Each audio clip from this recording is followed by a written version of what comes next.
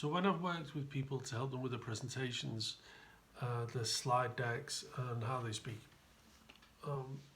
they get, there's a couple of problems. One is almost all advice on stagecraft, which is how you present yourself physically, and the things, the tools you use on stage. A lot of the advice is rubbish, particularly on body language. Yeah,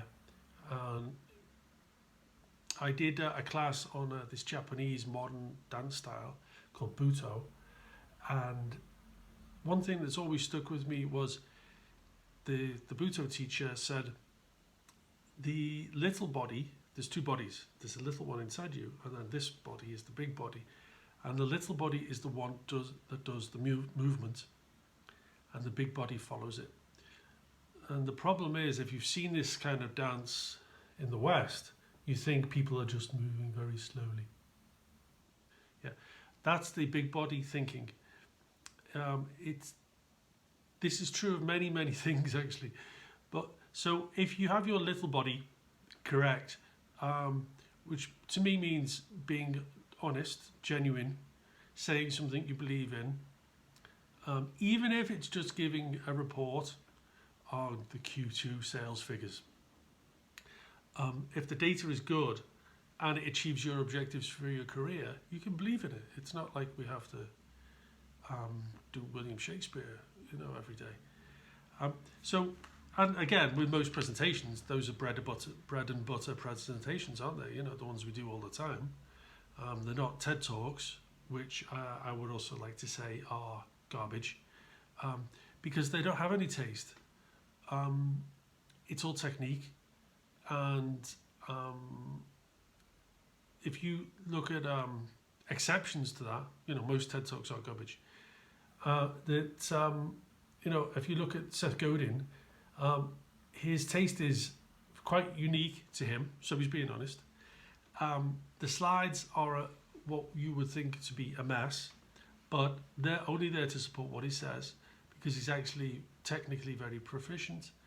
However, he's got good taste in that he says something that gets you thinking.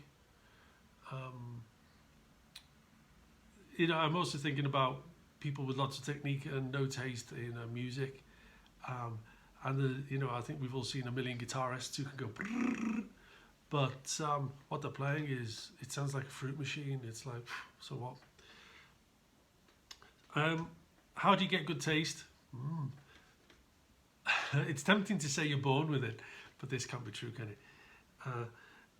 I think that it's a reflection of your culture, and in Western culture, the Baroque kind of finished in the 70s with the glam movement. Since then, I think the most consistent theme has been about minimalism. So we've got IKEA, we've got minimalism in basically in the music. Especially pop music, it's getting simpler and simpler.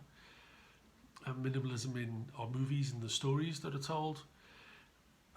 Minimalism is, and in architecture. So minimalism is fine, and I think it's a good place to start, because technically it's an easier place to start than the Baroque. I like the Baroque as well. I think in terms of the language I use, I can be quite Baroque. But the idea with the Baroque is to take a small idea, make it really nice and tight, and then build another idea on top of that, and so on. It's not simply to go crazy and chuck tons and tons and tons of stuff in. That would be bad taste. So that's it, really. Try and acquire good taste, because it will always do you a lot more than acquiring any technique. And the other thing is, acquiring taste is free. You don't need a special course. And however, your taste might be quite expensive.